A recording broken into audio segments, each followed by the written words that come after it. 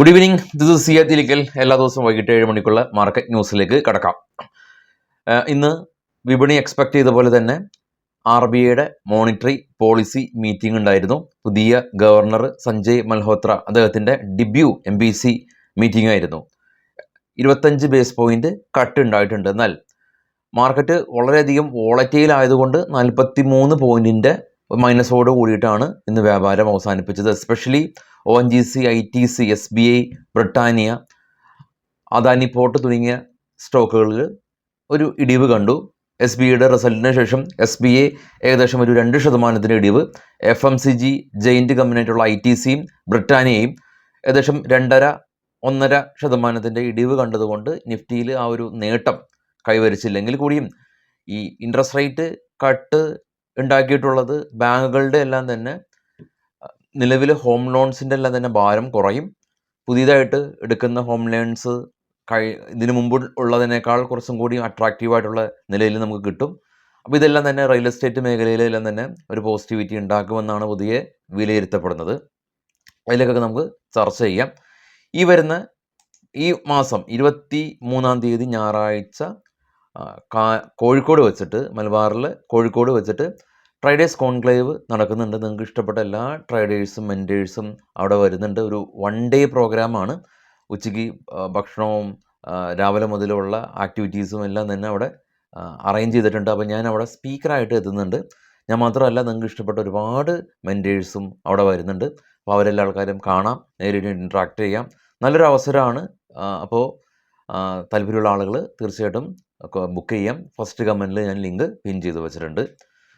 വീണ്ടും മാർക്കറ്റിലേക്ക് വരുമ്പോൾ ആദ്യം ഗ്ലോബൽ മാർക്കറ്റ് നോക്കാം. ഗ്ലോബൽ മാർക്കറ്റിൽ ഏറ്റവും താഴെ കാണപ്പോൾ ട്രേഡ് ചെയ്യുന്ന 3 യൂറോപ്യൻ മാർക്കറ്റും നെഗറ്റീവായ അവസ്ഥയിലാണുള്ളത്.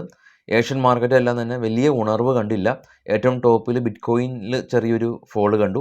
ബ്രന്റ് ഓയിൽ ഏറ്റവും ടോപ്പിൽ നിന്ന് താഴെ $74, അതിന് തൊട്ട് താഴെ ഗോൾഡ് $10 ഉയർന്ന് $2,866 പെർ ഔൺസ് എന്ന നിലയിലാണുള്ളത്. അപ്പോൾ ഈ മോണിറ്ററി പോളിസി വന്നതിന് ശേഷം ഇന്ത്യ വിക്സിൽ ഏകദേശം ഒരു 3.35% ഫോൾ ഉണ്ടായി. 13.7 എന്ന നിലയിലാണ് ഇപ്പോൾ ഇന്ത്യ വിക്സ് ഉള്ളത്. അപ്പോൾ ഇന്ത്യ വിക്സ് കൊളാപ്സ് ആയതുകൊണ്ട് ഓപ്ഷൻ്റെ എല്ലാം തന്നെ പ്രീമിയം വലിയ തോതിൽ മെൽറ്റായി എന്ന് വേണം, ഇത് നമ്മൾ കണ്ടു. ഇനി പ്രധാനമായിട്ടും നേരത്തെ നമ്മൾ സൂചിപ്പിച്ച പോലെ തന്നെ ഇന്നത്തെ ആ ഒരു മോണിറ്ററി പോളിസിയുടെ interest rate cut real estate മേഖലകളിലെല്ലാം തന്നെ വരും ദിവസങ്ങളിൽ കൂടുതൽ ഹോം സെയിൽസെല്ലാം തന്നെ കൂടുതൽ വന്നേക്കാം. ഇന്ന് കുറച്ച് കമ്പനീസിൻ്റെ റിസൾട്ട് ഉണ്ടായിരുന്നു. പ്രധാനമായിട്ടും Mazagon dock shipbuilders company net profit 29% വർധനവ് കമ്പനി രേഖപ്പെടുത്തി. ബൽറാമൻ ചിനി നെറ്റ് പ്രോഫിറ്റ് ഏകദേശം 73% വർധനവ് രേഖപ്പെടുത്തി. M&Mൻ്റെ റിസൾട്ട് ഉണ്ടായിരുന്നു. M&M 19% ഒരു വർധനവ് രേഖപ്പെടുത്തി നെറ്റ് പ്രോഫിറ്റിൽ. ഇതാണ് മേജർ റിസൾട്ട് വന്നിട്ടുള്ളത്. M&M ആയിട്ട് ബന്ധപ്പെട്ട പുതിയ ഇലക്ട്രിക് കാറ് എല്ലാം തന്നെ ലോഞ്ച് ചെയ്തു. കഴിഞ്ഞ ദിവസത്തെ മനോരമയിലെ ഫുൾ പേജ്, സെൻട്രൽ പേജിൽ ഫുൾ പേജ് ഈ മഹീന്ദ്ര ആൻഡ് മഹീന്ദ്രയുടെ പുതിയ ഇലക്ട്രിക്കൽ വാഹനത്തെക്കുറിച്ചിട്ടുള്ള കാര്യങ്ങളെല്ലാം തന്നെ അവർ പ്രസിദ്ധീകരിച്ചിരുന്നു. അത് ജസ്റ്റ് ഒന്ന് ചെക്ക് ചെയ്യാം. വളരെയധികം പ്രത്യേകതകളുള്ള ഒരു വാഹനമായിട്ടാണ് ഇപ്പോൾ മഹീന്ദ്ര എത്തി നിൽക്കുന്നത്. അപ്പോൾ അതുകൊണ്ട് തന്നെ ഈ ഒരു EV മേഖലയിലുള്ള ടാറ്റ മോട്ടോഴ്സിൻ്റെ ആ ഒരു പ്രാതിനിധ്യം, മഹീന്ദ്രയുടെ ഈ വലിയ സ്റ്റൈലിഷ് ആയിട്ടുള്ള വാഹനം വരിക വഴി അവരുടെ പ്രാതിനിധ്യം താരതമ്യേന ഒന്ന് കുറഞ്ഞു. കൂടാതെ തന്നെ EV മേഖലയിൽ പുറമെ നിന്നും ഒരുപാട് വാഹനങ്ങൾ ഇപ്പോൾ വരുന്നുണ്ട്. അപ്പോൾ ഈ ഒരു ആഴ്ചയിൽ നിഫ്റ്റി ഒരു സ്ലൈറ്റ്ലി ഗെയിൻ ഉണ്ടാക്കിയ ഒരു അവസ്ഥയിലാണുള്ളത്. മാർക്കറ്റ് വോളറ്റിലിറ്റി ആയി തന്നെ തുടരുന്നുണ്ട്. ഇന്ന് US നിന്ന് നോൺ ഫാം പേറോൾ ഡേറ്റ എല്ലാം തന്നെ വരുന്നുണ്ട്. ഇനി അടുത്ത ആഴ്ചയിലെ മാർക്കറ്റിനെ സ്വാധീനിക്കുന്ന പ്രധാന ഈവൻറ്റുകളൊക്കെ ആയിട്ട് ഇന്ന് ഞായറാഴ്ച എത്തുന്നുണ്ട്. ഞായറാഴ്ച ഗ്ലോബൽ ഈവൻറ്റുകളൊക്കെ നമ്മൾ ഡിസ്കസ് ചെയ്യും, ചർച്ച ചെയ്യും. അപ്പോൾ ഗ്ലോബൽ ഈവൻറ്റിൽ ഏതൊക്കെ ഈവൻ്റാണ് അടുത്ത ആഴ്ച വിപണിയെ സ്വാധീനിക്കാൻ പറ്റുന്ന ഈവൻറ്റുകൾ എന്നൊക്കെ നമുക്ക് കാണാം, ചർച്ച ചെയ്യാം.